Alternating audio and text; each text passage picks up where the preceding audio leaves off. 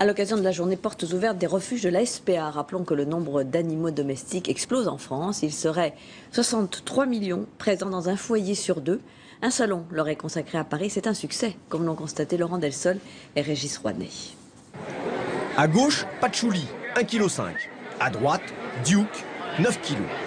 Le Maine Coon est le chat domestique le plus gros au monde. Il nous vient des États-Unis et en France, les ventes explosent car son caractère est très particulier. C'est le chat-chien. La seule chose qu'on va garder du chat, c'est son autonomie et qui miaule de temps en temps. Après, c'est vraiment le caractère, le comportement du chien. Vous ne cherchez jamais à la maison. Il est toujours à votre cheville. Il vous suit partout. Autre star, autre caractère, le Bengale. Il ressemble à un guépard. C'est un chat qui a été croisé avec un chat domestique et un léopard d'Asie.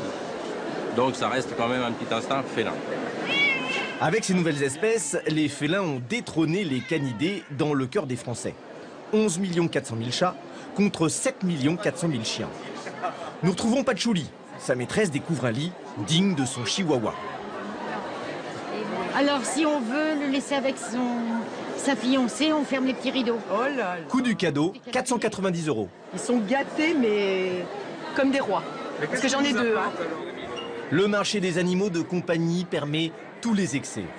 Il représente un chiffre d'affaires de 4 milliards d'euros et son développement continue grâce à la souris.